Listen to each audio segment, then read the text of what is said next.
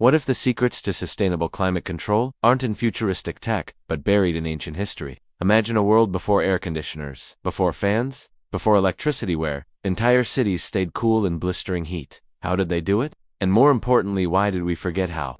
Let's face it, our modern comfort comes at a heavy cost. Air conditioners, while lifesavers in summer, are energy vampires. Globally, they consume nearly 10% of all electricity produced. That's roughly the same power output as 2,500 large power plants, just to cool our buildings. But here's the thing, those ACs don't just use power, they release heat and refrigerants that trap even more heat in the atmosphere. So, we've built a loop where cooling the indoors is heating up the planet outside. With global temperatures rising faster than ever, it's not just a comfort issue anymore, it's survival. We need new solutions. Or maybe, old ones. Thousands of years ago, civilizations faced the same burning question. How do we beat the heat? The difference, they didn't have electricity, so they turned to architecture, materials, and the laws of nature itself. Take ancient Egypt. Their homes were made from mud bricks with thick walls, not by accident. Those walls stored the day's heat and slowly released it at night, keeping interiors naturally cool. Courtyards were open, shaded, and oriented to catch desert breezes. Meanwhile, in ancient Rome, engineers designed the hypocaust system, a network of air channels under floors and walls that circulated warm or cool air using natural convection. It was early HVAC built from stone and science. But the real masters, the Persians, with their Badgirs wind catchers, these tall, elegant towers captured the slightest desert breeze, funneled it down through the house, and cooled the air through evaporation. Some even directed airflow over underground water channels, creating a natural refrigeration effect that dropped interior temperatures by 10 to 15 degrees Celsius. All without a single watt of power.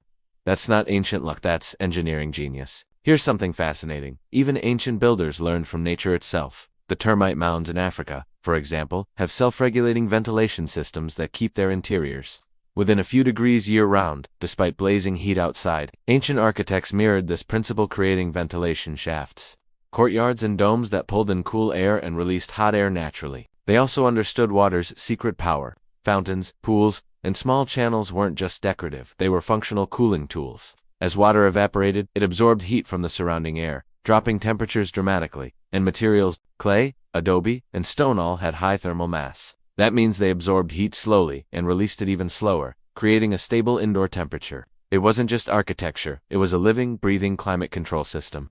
Now, imagine merging that ancient wisdom with modern design. Architects today are rediscovering these old tricks. Cross-ventilation layouts that let air flow through buildings freely. Green roofs and vertical gardens that absorb sunlight and release moisture. Deep overhangs and shaded courtyards that cut heat gain before it enters the structure. Even in Pakistan, we're seeing a resurgence of traditional materials like mud, plaster, and lime, which outperform concrete in thermal comfort. In places like Masdar City in the UAE, modern engineers are literally recreating the Persian wind tower, only now it's sensor-controlled, the principle still ancient, the impact still powerful. What this really means is, we don't need to reinvent the wheel. We just need to remember how it turned. By integrating passive cooling techniques, we can cut our energy use for air conditioning by up to 60%. That means less power consumption, lower bills, and fewer emissions. But this isn't just about buildings, it's about policy and mindset. Governments need to incentivize climate-responsive design, reward builders who use ancient cooling methods, and push for urban planning that aligns with nature, not against it.